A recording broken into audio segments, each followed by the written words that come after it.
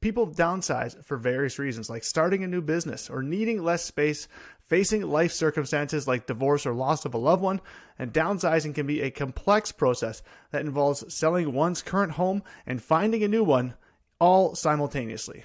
My name is James Anderson. I am your family realtor. I help people buy and sell homes here in the Lower Mainland. And as a former teacher, I bring an educational approach to real estate, empowering you with the knowledge in every aspect of buying and selling homes. Now, if you have any questions about this ultimate downsizing guide or want to book a buyer's or strategy session with me to see what we can do for you, click the link below and book in at a time that works perfectly for you in your busy schedule.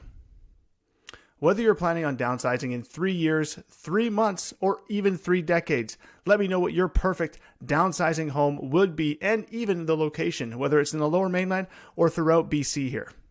Now, motivation and goals are key factors when considering to downsize, and these influence the feasibility and desirability of the move. And sellers have the leverage in the real estate market, especially like today in low inventory conditions, allowing them to negotiate terms favorably. Whether you're an empty nester nearing retirement or just seeking a simpler lifestyle, this video will guide you through the process with practical tips and insights. Now, did you know that in 2020, 55% of the home sellers aged 55 or over chose to downsize? Now, the reasons vary from seeking a more affordable home to moving into retirement communities. This shows a significant trend towards downsizing amongst older homeowners.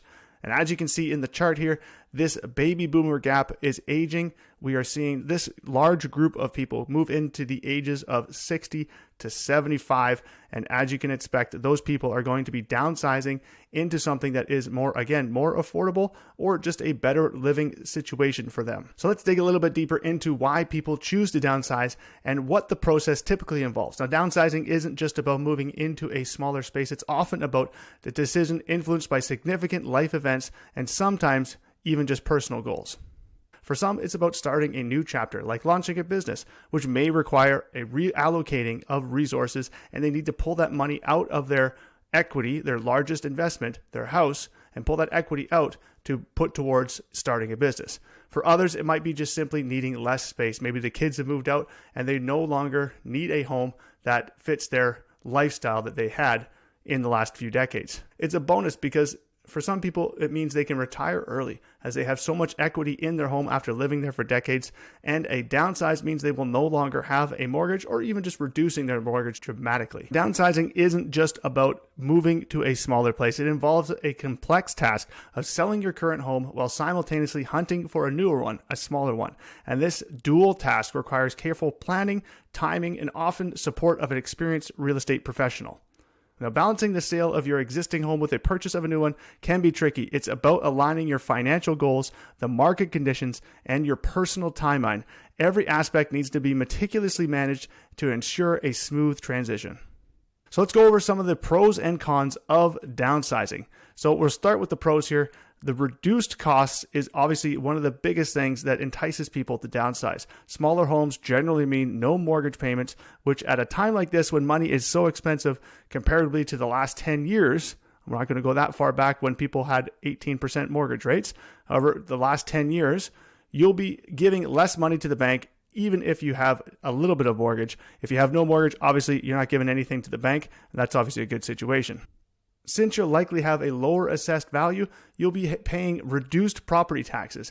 And because you'll have a smaller home, you'll also have decreased utility costs. This can lead to significant financial savings over the long term. Selling a larger home and moving into a smaller one can free up equity. This can be used for retirement savings, investments, travel, or even other financial goals. Now, number 2, a big pro is less maintenance. A smaller home typically requires less upkeep. In the real estate investing world, they say that you should put around 1% aside for maintenance costs. So if you're downsizing from a $1.5 million home to a $750,000 condo, the annual maintenance cost is cut in half from $15,000 to $7,500. This means fewer chores and even a smaller honey-do list, which I definitely am looking forward to, less time spent on maintenance and potentially lower repair costs. Now, I haven't met anybody who is a fan of strata fees, and there are a lot of people that are definitely hesitant to move into a place that does have strata fees. It's a big turnoff for a lot of people. However, what I've said to my clients and people who are downsizing, that to think of it this way, that you're either going to have to pay the strata fees or hire and contract people out to do the work. So whether it's pressure washers, painters, landscapers, Christmas light putter-upper people, or anybody else that you'd have to find and negotiate, slightly manage, and make sure they don't take your money and run, you're going to have to do some work with those people. So in my mind, it's better off to find a good strata and let them manage it and take all that stress off of you and let them run the maintenance of your property. So number 3 is simplifying your life, and downsizing can be a chance to declutter and simplify your life. With fewer possessions, a smaller space, you might find a more streamlined, less stressful lifestyle. And when it comes to downsizing, the biggest challenge is often deciding what to keep. Start by focusing on your favorite items and just the essentials. Don't worry about everything else. Think about what you'd like to pack up for an extended trip. This will help you determine what is truly important. And sentimental items are obviously very hard to part with. If you have furniture or collections that hold an emotional value, try to use them in a functional way in your new space. If they don't fit, consider keeping a few meaningful pieces or even just creating a photo montage to preserve those memories in some way, shape, or form. Now, number 5 is energy efficiency. Now, smaller homes can often be more energy efficient, both in terms of utility costs and also environmental impact. This can be both a financial and ethical benefit. And lastly, the biggest one that I see everybody talking about, and the reason why a lot of people downsize, is accessibility. As people age, they often prefer homes with fewer stairs, easier layouts to navigate, and this is one of the main reasons, like I said, people choose to downsize. Mobility becomes more of an issue, and having a home with no stairs means their bedroom, bathroom, living room, and kitchen are all on the same floor. Downsizing can provide a more accessible and safe living environment where the risk of falls is much less. Now, condos is the first thing that comes to mind when people are thinking about downsizing because they are one floor. They have everything on that same level. Townhouses are another option because there are some out there that are single levels. There are also some townhomes out there that I've been through where it's a 2-story building, but one is upstairs and one unit is downstairs. The one downside of this is that when you do pick that upper unit, you're going to have access to that unit, and the only way to get into it is the exterior stairs outside. So you're going to have to make sure and forecast, obviously, that in the future that is not going to be an issue. Now, there are some cons to downsizing. It isn't always sunshine and rainbows. There are some things that I think you should consider before you actually do downsize and make sure that it is the right time for you. Now, space limitations is number 1. A smaller home means less space, which can be challenging, especially for those families who enjoy hosting events and gatherings. Now, some strata buildings do come with luxury penthouse amenity spaces where it'd be an amazing spot to host a party for your friends and family. And there obviously is a wide variety of other types of complexes that do have other amenity spaces, even just rooms to rent that you can host parties in. However, if it's something that you like to do in your own home, it's very hard to do if you're actually downsizing to something other than 1,000 square foot house.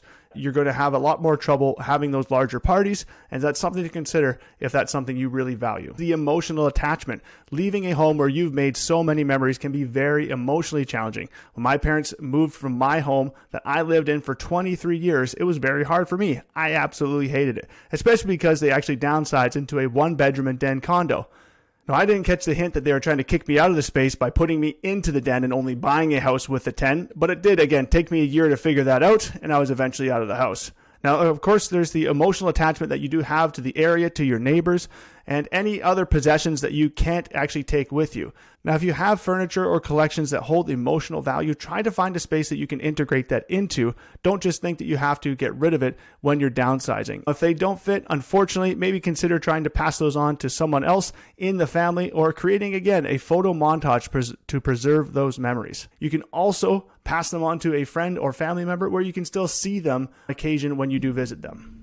Now, number 3 is the cost of moving. And the process of selling your home and buying a new one involves several costs, including real estate commissions, moving expenses, potential renovations to the new home, and taxes to the tax man. One to think of is property transfer tax too. Of course, the government is going to take their cut when you downsize. Now, some people might complain about the fact that the tax man is taking a lot of money here from property transfer tax when you're purchasing that new home, but keep in mind, you don't get any taxes taken off from all of the money that you made with your principal residence sale.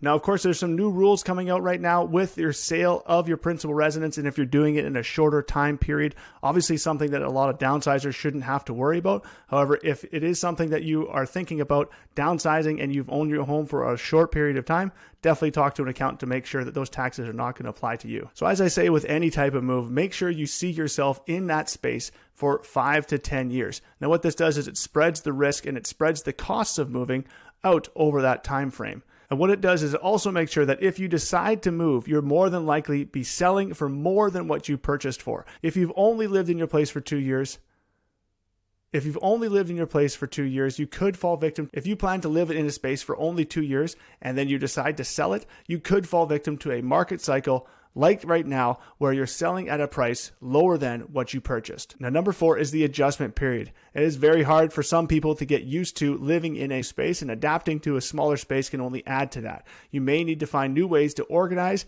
and to use your space effectively so that you can still continue to do the things you love to do in your house. Now, number 5, and one of the biggest cons here with downsizing, is just the real estate market risks. The real estate market is, especially right now, can be very volatile and unpredictable. And there is a risk that you might not sell your home for the expected price or even find a smaller, suitable home within your budget. Now, what my job is to give you an accurate assessment of your home so that you can base those decisions off of. And that's exactly why I suggest learning more and more about the market. It's always a good time to learn about the market, especially if you're planning on making a move in the future. And so the more that you know what is going on in the market, the more you talk openly with me about your risk tolerance for different types of scenarios, the better off your scenario will be. Now, low inventory markets and fast moving ones, like we've seen in the past, made it a good idea to find a home and purchase it and get it under contract first before you sold your home. If you tried to do that the opposite way, which a lot of people do decide to do because that's the way they always feel comfortable doing it, then you could be stuck out on the street being able to not find a home, again, because it is a fast moving market and there is low inventory. Now, the worst thing in that type of situation is you actually settle for a place that you don't actually want to live in. Again, I always stress, make sure you want to live in this place for 5 to 10 years. So again, all those costs, all those risks are smoothed out. Now, in a slower moving market, you can be suggested to actually sell your place first and then go and find a new home. Of course, if the market is moving slow enough, you could do the same thing at the same time. You could be selling your house and looking for homes simultaneously, and maybe even putting in subject to sale or subject to purchase in those contracts. Now, if you do have options of staying with other family members, or you're comfortable with renting or even going into an Airbnb for a couple months, that just gives you more options and puts you more in the driver's seat when you're in these types of situations. If you sell your home first, you're not in an absolute rush to find that next house. And it takes a lot of the emotional stress out of the situation because, again, you have that backup plan. Now, ultimately, it's up to you to decide what you want to do in your situation. Do you want to sell first? Do you want to purchase first? Of course, it's, again, up to your risk tolerance and up to your family situation is at the time. Now, number 6 and the last con is the lifestyle changes. Now, downsizing often requires a lot of lifestyle adjustments. You may need to forego certain hobbies or activities that require more space. Or you might miss having an extra room in your house for those guests or kids to come when they're visiting in town. Now, again, there's actually some places out there that do have guest suites for people to rent for family members coming in town. And that's something we can talk about when we're sitting down looking for exactly what you need. Now, when considering downsizing, it's important to weigh all of these pros and cons against your personal circumstances and long-term goals. Financial benefits, lifestyle simplification, and reduced maintenance are attractive, but space limitations, emotional challenges, and the costs of moving require careful consideration. It's often best to consult with as many people as you can in the real estate world, like a real estate agent, or other people that have done these downsizing to get personalized advice based on your specific situation. Now, if you do decide that downsizing is right for you, you will have the daunting task of decluttering, dealing with the sentiments, and reducing all of your material possessions. Now, in my opinion, it's a good idea to do all of that before you move, even before you list your home. Now, why? Is because your house will look so much better if you don't have 30 years of storage and knickknacks lying around.